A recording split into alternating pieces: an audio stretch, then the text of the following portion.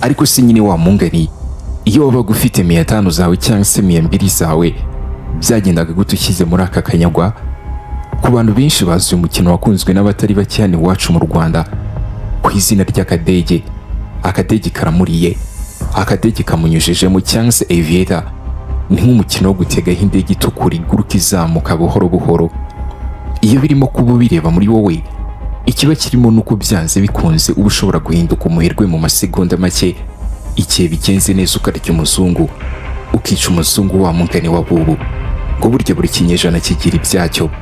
Gusa ariko icyo batakubwira neza nuko aka kanyagwa cyangwa se akadege atari umukino wo gutsinda, ahubwo ari imashini yo kugukuramo amafaranga ku bantu bose bagakina, ku bantu bose bisanze muri iyi game. Kugira ngo ubashe kumva neza ibyo ndimo kuvuga mu rugero rworoshye, tekereza ufite 2,000 kuri telefone kandi ufite amahitamo 2 gusa: kuyagura ibiryo cyangwa se kuyashyira mu kadege kugerageza amahirwe nk'abandi bose.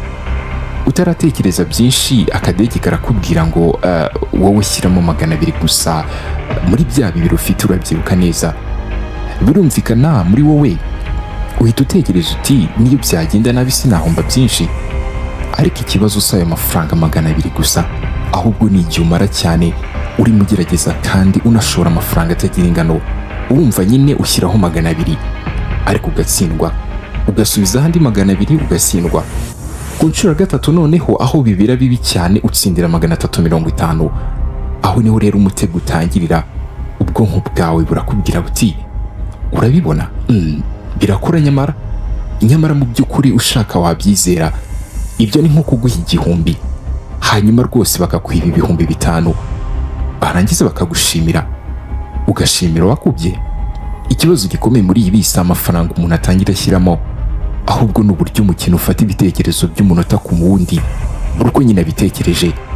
Nk'uko byagendekeka Haifa Cairo n'abandi bantu babarirwa muri za miliyoni muri Kenya na hano mu Rwanda. Ndabizi ko rwose inkuru atari ubucabana mwese muyizi, aho benshi batekerezaga akadege kari inzira yo kuva mu bukene, ariko mu by'ukuri ni nk'akabari kagurisha inzoga ku muntu ushonje, kakamubwira uburyo ki inzoga zizamususurutsa nyamara zigatuma arushaho gusonza aho kubona ibyo yakeneraga.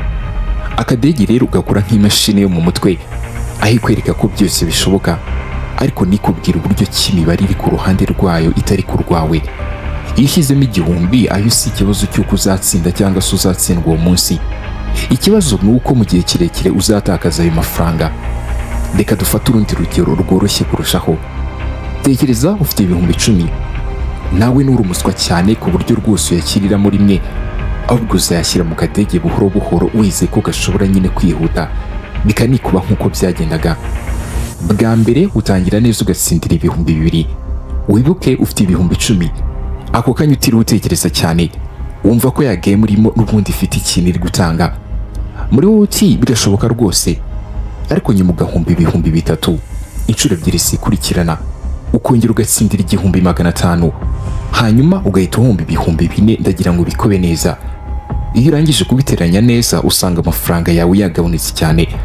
Aho benshi bibeshya nuko bagira bati ahari wenda nakinye nabi, byari amahirwe make. None se abantu bataribwa? Nyamara ikibazo si uko wakinnye nabi. Ukuri nuko umukino ubwawo wateguye ku buryo igihe kirekire ari wowe utakaza byinshi kurusha abashoye. Sinzi niba uri kumva icyo kintu. Umukino ubwawo wateguye ku buryo igihe kirekire ari wowe utakaza byinshi kurusha abashoye. Bidatinze, iyo ugeze ku kintu bita kukigira amafaranga kubirwaho, uba ubona uburyo cy'amafaranga washyizemo agenda yiyongera uko indege igenda izamuka. Urugero rworoshye, washyizemo 100%, maze ukabona umukino uragenda uzamuka, ayo mafaranga akagenda yikuba 2 cyangwa se 3 kurushaho. Iyo bigeze kure cyane abantu bumva ari amahirwe adasanzwe uwo munsi nyine babonye, ariko kuri nuko icyo kigero kinini kigira kuri bake cyane mu rwego udashobora gutekereza. Kenshi indege igwa 2 hakiri abantu benshi batarakuramo amafaranga yabo, ariko nubwo bimeze bityo n'ubundi bake nibo bahagera, mu gihe benshi baba bamaze gutakaza iyo bashyizemo bategereje ko ibintu biraza kuba byiza kurushaho, ubundi nyine bakaza kurya. Ni gutyo n'ubundi akadege gakora, kakwereka uwo muntu umwe watsindiye amafaranga menshi, ariko nikakwereka abantu benshi bamaze guhomba. Ubwonko bwawe bugatangira gutekereza ko nawe ushobora kuba ukurikiyeho, mu banyamahirwe, nyamara amahirwe nyayo aba ari make cyane kwisanga mu rugendo rw'abariye. Ikindi gikomeye kurushaho ni umuvuduko w'umukino. Nibura umukino wa mbere umara amasegonda 15 gusa. Nta mwanya uba ufite wo gutekereza neza, nta mwanya wo kubara ayo umaze gutakaza, nta n'umwanya wo kwibaza uti ese amafaranga nayakoresha iki kirutaha. Tayari ni akadege, ni nko kujyanwa mu isoko, barangiza bakakubwira bati ihute ugure, igihe kirimo kurangira. Iyo umuntu ataha umwanya wo gutekereza neza, afata ibyemezo akurikije amarangamutima aho gukoresha ubushobozi, ni uko ikiremwamuntu dukora. Tukiri ku mibare ariko, hari n'iyo mibare ubona ku ruhande rwerekana abantu batsinze. Ntabwo ari uko bose baba batsinze koko nk'uko ubitekereza. Ubu ni uburyo bwo gutuma wumva ko abandi bari kubona amafaranga, wowe ugasigara inyuma. N'iyi mitekerereze igutera kumva ugira uti niba abandi bari gutsinda, nanjye reka nongere ngerageze. Wongere ugerageze. Bamwe bati erega ukuri gukomeye nuko akadege ntabwo ari umukino ugenewe kukuvana mu bukene, ko ni umukino ugenewe kugufasha kuguma mu bukene igihe kirekire. Ni nko kunywa amazi arimo umunyu, uko ugenda uyasomaho gake gake niko n'ubundi ugenda ugira inyota. Hari ikintu gikomeye cyane mu mitekerereze ya muntu. Iyo ubonye ikintu gisubirwamo kenshi kandi gikorwa n'abantu benshi, ubwonko bwawe butangira kucyemera nk'ikintu gisanzwe kandi cyizewe, kabone nubwo cyaba gifite ingaruka mbi. Mu yandi magambo, ntabwo ari imyaka igena uburyo umuntu yemera ibintu, ahubwo ni uburyo ubibona buri munsi kugeza bibaye ibisanzwe mu maso yawe. Na cya kintu wumvaga ko kirenze, ugatangira kuvuga uburyo ki n'abagikoze n'ubundi ariko babitangiye. Mu ntangiriro umuntu ashobora kubona akadege cyangwa se indi mikino yo gutega akabyireguza agira ati ibi ni uguta amafaranga n'igihe. Ariko uko ugenda ubona inshuti zawe zikina, abo mukorana babiganiraho, ukabona abantu ku mbuga nkoranyambaga bavuga uburyo ki batsinze, buhoro buhoro igitekerezo cy'uko bya bintu ari bibi, ari ibintu by'abantu bikunda, ari ibintu by'abantu badafite igihe, bitangira nk'icyemezo gikomeye, noneho bigatangira nk'amatsiko. Ibyari ukugerageza bikarangira ugiye. Ubundi ubwonko bw'umuntu bukunda cyane ibintu busanzwe bubona. Iyo ikintu gihora kigaruka imbere yawe, ku matelefone, mu biganiro, mu tubari, mu nshuti, ibi bitangira gusa nk'ibintu bisanzwe mu buzima bwa buri munsi. Aho niho umuntu yisanga atangiye kugira ati reka nanjye ngerageze rimwe ndebe. Murabizi uburyo rimwe yigeze kuba ku bantu benshi kabakoraho. Icyo benshi batamenya ni uko kwemera kutareba imyaka, si urubyiruko gusa rujyanwa muri ayo matsiko, yewe n'abakuze, abafite akazi, ababyeyi ndetse n'abagize kunyura mu buzima bwinshi bushoboka baza kwisanga barimo gukina uyu mukino. Ubundi byitwa urusimbi. Impamvu si uko baba batumva ingaruka, ahubwo nuko ubwonko buba bwaramaze kwakira umukino nk'ikintu gisanzwe abandi bose bakora. Iyo umuntu abonye abandi bakina badahita bahura n'ingaruka zikomeye, yumva ko nta kibazo gihari. Iyo yumvise umuntu umwe wavuze ko yatsinze, icyo gitekerezo kimwe gusa gutsinda kiba gifite imbaraga kurusha inkuru z'abatakaje amafaranga magana. Ubwonko bwe buhitamo kwizera inkuru itagira icyerekezo aho kwakira ukuri guteye ubwoba, ko byanze bikunze nushora yo wari ufite nta kundi uraza kuribwa. Hari abantu bazumva ibi bagakomeza gukina n'ubundi, bitari ukubera ko batumva, ahubwo kubera ko bamaze gufatwa n'umutego wo mu mutwe. Ariko wumva akabishyira mu mibare, akabigereranya n'ubuzima bwe bwa buri munsi, birashoboka ko ashobora gufata icyemezo cyo guhagarara. Icyo ni igitutu gisa nk'igikomeye kurusha ibindi byose umuntu ahura nabyo muri uyu mukino. Ni nk'igitutu gikorwa ku buryo bwatekerejwe neza, aho kiba kigamije gutuma utigira uva muri uwo mukino burundu. Kandi iyo ugerageje guhagarika gukina cyangwa se ukumva ugiye kubireka, uzi icyo bakora? Bahita baguhereza icyo bita n'ubundi amahirwe y'ubuntu yo kongera gukina kugira ngo bagusubize mu mukino. Ariko icyo kintu uri kucyumva? Ushobora kuba umaze gutakaza amafaranga 5,000 by'amafaranga y'u Rwanda, hanyuma bagahita baguhereza amahirwe yo gukina angana n'amafaranga 200 cyangwa se 500 ku buntu. Iyo birebye bwa mbere biba bisa nk'inkunga cyangwa se impano baguhaye, ariko mu by'ukuri ni uburyo bwo gutuma wongera kwizera ko ushobora kugarura ayo wahombye yose. Bimeze nk'aho umuntu yakwambura amafaranga menshi hanyuma akagusubiza make cyane, akubwira uburyo cyagufashije, ibigaragara nk'ubugwaneza. Ariko mu by'ukuri ntacyo bihindura ku gihombo bamaze kugira n'ubundi. Hari n'ikindi gituma ariko abantu benshi bibeshya. Mu gukina uba ufite buto ukandaho yo gukuramo amafaranga yawe igihe uyashakiye. Muri wowe ukumva ko ari wowe ugenzura byose, wibwira uti ninjya kubona nyine bagiye kundya ndahita nkuramo amafaranga yanjye da. Ariko ukuri ni uko uwo mwanya wo gukuramo amafaranga udashobora kuwutekereza na gato. Ni nko gutembera mu mvura witwaje umutaka ukumva ko ari wowe ugenzura ikirere.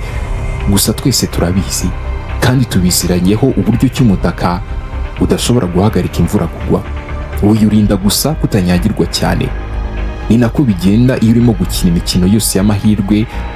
Umuntu aba yumva ari uhitamo igihe yakuriramo amafaranga ye n'igihe yashyiriramo, ariko mu by'ukuri umukino uba waramaze kumushyira mu mwanya mwiza wo gukina inshuro nyinshi kurushaho.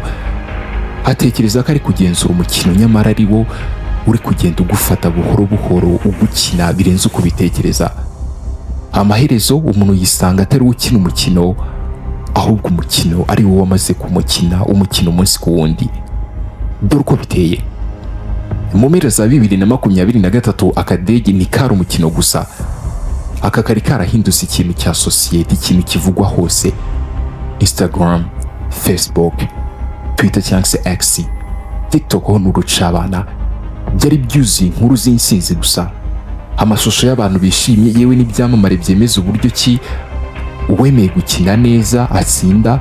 Gusa icyo amashusho atagaragaza, abantu benshi bagenda babimbata bagurisha ibyabo, aho bamwe bafata inguzanyo mu kurwanya agahinda gakabije baba baramaze guterwa n'imikino y'amahirwe ibizwi nka depression. Iki ni nacyo ishami rishinzwe kwamamaza akadege ridashaka kubona.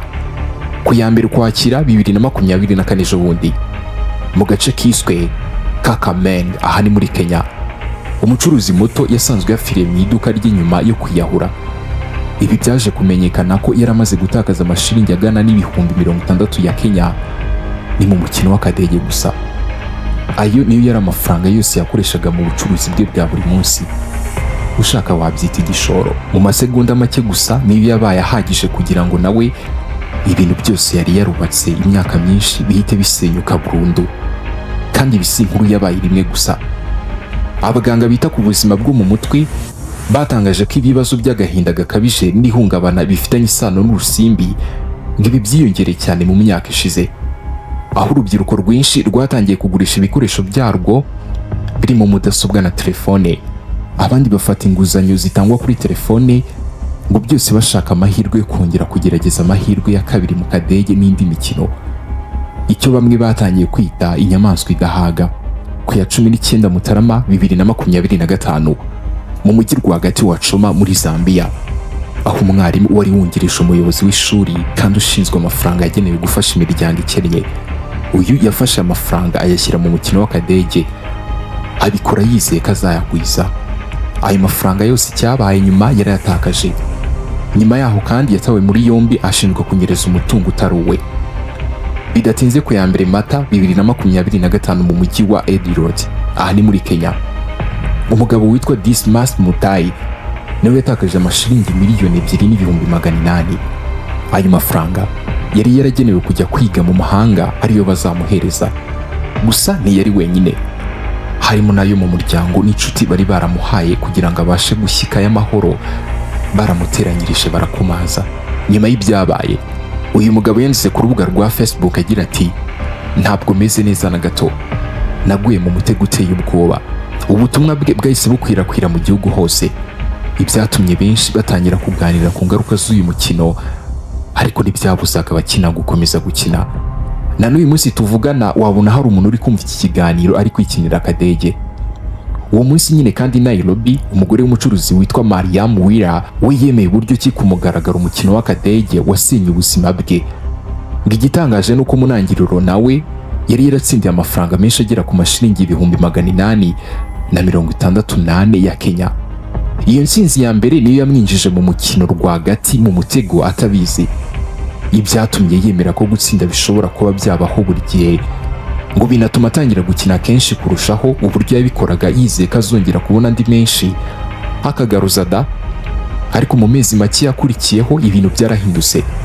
Amafaranga yari yarabonye yari yatakaje yose, ndetse byageze n'aho ashuka ababyeyi be ngo bagurishe inka kugira ngo abone andi mafaranga yo gukomeza gukina. Akabikora yizeye ko narya azabasubiza mu mafaranga bakagura iyo nka. Nyuma y'ibi haje gusohoka amakuru yatunguye abantu benshi. Umuntu wavugwaga ko yakoraga imbere mu bigo by'imikino yo gutega yagaragaje ibanga rikomeye benshi batari bazi. Yavuze uburyo cy'akadege kadakora gusa hashingiwe ku mahirwe nk'uko abantu babyibwira, ngo hari uburyo bwiza bwizewe bwa mudasobwa ubu bugenzura uburyo umuntu akina, bugahindura umukino bitewe n'imyitwarire y'uri gukina. Mu magambo make, uko umuntu agenda ashyiramo amafaranga menshi niko amahirwe ye agenda agabanuka. Iyo ashyiramo make gashobora kubona indege izamuka igihe kirekire, igituma yiyumvamo icyizere cyo gukomeza. Ariko iyo atangiye gushyiramo amafaranga menshi, akenshi ya ndege igwa vuba kurushaho. Ibi nta nubwo bikorwa kubw'impanuka cyangwa se amahirwe make ngo nk'uko babivuga, ngo ahubwo ni system iba igamije gutuma ukomeza gukina igihe kirekire. Uwo muntu yavuze ko system ishobora no gukurikirana imyitwarire y'umukinnyi, amafaranga ashyiramo, inshuro akina, uko yakira gutsindwa, n'igihe aba atangiye kwizera cyane ko agiye gutsinda. Iyo system iyo ibonye ko umuntu agifite icyizere mu gukina, imuhereza amahirwe yandi amuteza gukomeza rwose gukina, akumva ko byanze bikunze nakomeza n'ubundi ari burye. Ariko buhoro buhoro igakomeza kumukuramo akazi, imukuramo amafaranga menshi atabizi, akabyita gukomeza no kugerageza. Ni impamvu bamwe bavuga uburyo cy'akadege gasa n'inyamaswa yiga uburyo kihiga kandi ikabikora idahaga. Uko ukina kenshi niko umukino ugenda umenya uburyo utekereza n'uko witwara. Buri mafaranga ushyizemo aba ari amakuru mashya system ikoresha kugira ngo ikomeze kugufata, kugeza igihe umuntu yisanga atagikina kubera kwishimisha, ahubwo akina gusa kubera kugaruza ibyo yamaze gutakaza, nyamara uba umeze nk'umuntu n'ubundi utazagaruka. Iyo ushyizemo amafaranga angana n'igihumbi, system gishobora gutuma indege izamuka inshuro 5 cyangwa se inshuro 10 zayo wateze. Impamvu si ukugira ngo utsinde, ahubwo ni ukugufata no kugushora kurushaho. Ngo bimeze nk'umucuruzi w'ibiyobyabwenge uguha igipimo cya mbere ku buntu kugira ngo umenyere, hanyuma akazagusaba byinshi nyuma, ariko si nawe ubikwisabira kuko uba waramaze kubatwa. Rero iyo ugerageze gushoramo amafaranga agana n'ibihumbi 10, ya ndege yacu ntabwo izamuka nk'uko rwose urimo kubyitega. Akenshi rwose ukubitwa n'inkuba igahita ihanuka itaranakugeza ku mafaranga menshi washoyemo. Nyuma yo gusesengura ubuhamya bw'abantu barenga 300, hagaragara uburyo buhoraho. Ayo washoyemo iyo ari make, izamuka riba rinini. Iyo washoyemo menshi, indege ihanuka vuba cyane na bwangu. Iyo utangiye gukurikirana igihombo, system irushaho kuguhiga. Ishobora kuguha duke ngo wumve ko hari icyizere cyo kuba wakomeza, ariko nayo ikamenya neza ko amaherezo izarangiza amafaranga yawe yose iyatwaye n'ubundi. Ikindi gikomeye nuko system ireba nuko umeze mu mutwe. Iyo utangiye gutega gushyiramo amafaranga udafite gahunda nyuma yo gutsindwa nk'uko nyine babivuga, irabimenya. Iyo wongera amafaranga cyane mu kanya gato, irabimenya da, itangira kumenya uburyo ki wihebye, ushaka kwisubiza ibyo watakaje ku ngufu. Gusa igihe wumva ko wageze hasi cyane, nibwo babona ko igihe kigeze noneho cyo kugukamura burundu nta mbabazi. Ariko aha niho hahindukira undi mutego ukomeye, ubutekamutwe buri imbere n'ubundi mu butekamutwe. Uko niko abantu benshi batakaza amafaranga yabo batabanje kumenya ko bari mu mutego uhetse undi mutego. Michel wo mu mujyi wiswe Edward yavuze uburyo yamaze gutakaza amafaranga angana n'ibihumbi 50 by'amashiringi. Muri icyo gihe hari umuntu wamwegereye amubwira ko afite porogaramu cyangwa se systeme gishobora guhanura neza ku kigero cya 90% nk'inzira ishobora gutuma akina bundi bushya agatsinda ka kadege. Kugira ngo byumve neza, ngo ni systeme yabashaga kugendana n'akadege neza, uko kazamuka waba ugiye gutsindwa kakabikwereka. Gusa kubera kwiheba no gushaka kwisubiza yari yaratakaje imbere, yemeye n'ubundi kwishyura amafaranga 5,000 kugira ngo ahabwe iyo systeme. Amafaranga akimara kugenda ageze kuri nyirayo, icyo yamukoze ntabwo yari akiteze. Yahise akumirwa, ntiyongera kumubona. Uwaruje amwisheje amafaranga yaborotse ishyano gutyo. Ikibabaje kurushaho nuko kubera kwiheba ngo yaje kongera kugwa muri uwo mutego ku nshuro ya 2 n'ubundi bigenda gutyo. Bivugwa ko buri munsi habaho ubujura burenga 10,000 bijyanye n'umukino w'akadege. Igihombo kuri buri muntu gishobora kuba hagati y'amafaranga 5,000 n'ibihumbi 10. Iyo biteranyije ku kwezi, amafaranga ava muri ubwo butekamutwe ashobora kurenga miliyoni 50 z'amanyarwanda. Ikibi kurushaho nuko aba batekamutwe badahiga abantu bose, bahiga bamaze kwiheba, ngo binjira mu matsinda y'abakina bagasoma ubutumwa, bakareba bashyiraho utumenyetso tw'amarira cyangwa se abagira bati ndashaka kwisubizayo natakaje.